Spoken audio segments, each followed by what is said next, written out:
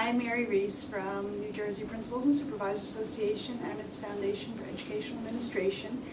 And I'm really happy to welcome once again, many times, we've welcomed Dr. Doug Reeves to our annual membership meeting along with our legislative conference. And I would like to just discuss with him a few of the ideas that he presented to us in the forum today.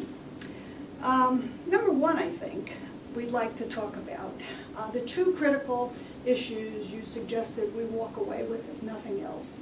The idea of using feedback and also goal setting. Can you talk a little bit more about that? Well, the overarching idea here is that we're looking at learning and teaching and leadership all together. So this isn't really just about leadership evaluation.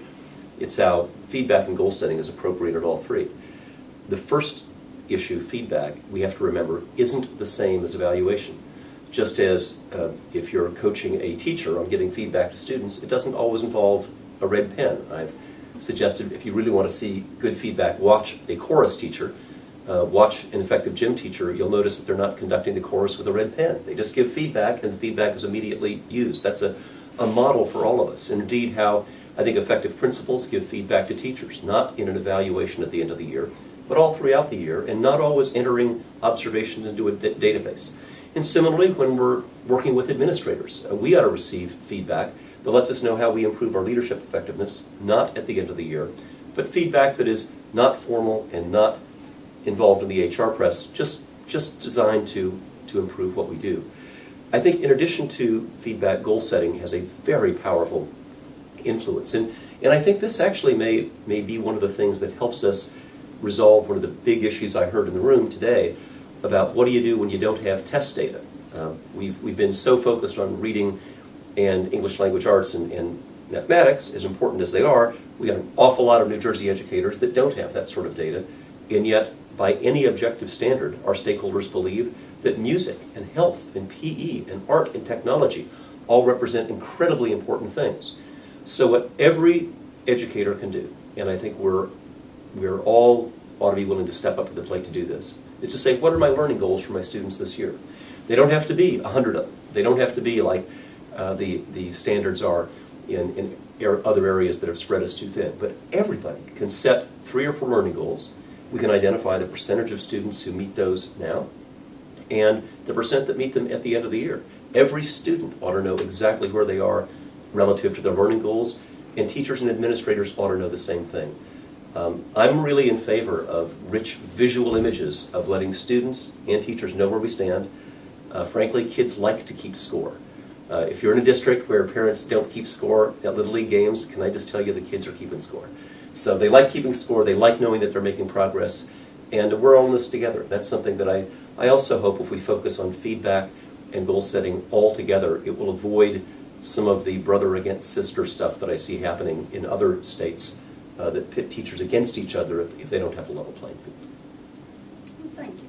One of the other things that we've done here at NJPSA over the past few months is develop our guiding beliefs for learning leaders.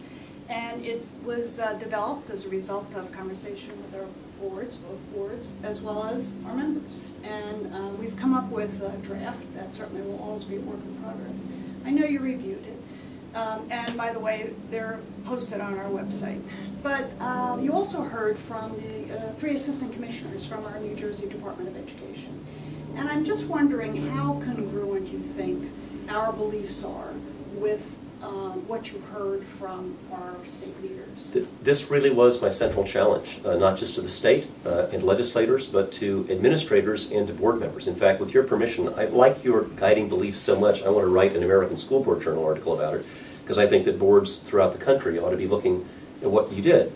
Because here is what it seems to me we have to do, confront the difference between what a belief statement says and what our policy and practice is. And I'll just give you a practical example. If we believe that leaders need to be prioritizing instructional leadership, that means developing teachers, spending time with teachers, being an active part of professional learning communities, and that's certainly what I heard as a belief statement, and that's clearly what your document says, everybody agrees with that, then I want to respectfully challenge every time we ask an administrator to produce a document. I know that those documents, whether they are strategic plans, whether they're building plans, whether they're improvement plans, Title I plans, are all well-intentioned, but every hour spent writing a plan is an hour spent that is not developing teachers. So, I'll give you one more example. The document of core beliefs talks about collective accountability, collective leadership, and I believe that, but there's not a single state right now that really is putting that into place by saying, let's think about what team leadership really looks like. That would include a building administrator, would include assistant administrators, would include teacher leaders, all of whom collectively have a profound impact on our achievement. And let us be collectively accountable. Use one of these evaluation instruments to look at us as a team, not just as an individual. And the final thing that your belief statement says that hit me between the eyes was its emphasis on collaboration. So it sounds good in theory, but look around the country at the number of evaluations which are a zero-sum game. That is, I win only if you lose only if I win. And I want to challenge that, because if we really say that our values are collaborative, then you've got to make sure that my incentive in the evaluation is not to beat you, but to share my best practices with you. And that I can go to you and expect you to share your best practices with me. That won't happen if we're set up only to beat one another. I hope New Jersey doesn't make that mistake, but I think we have to be vigilant, because it's easier to agree on principles than it is to match them to policy and practice.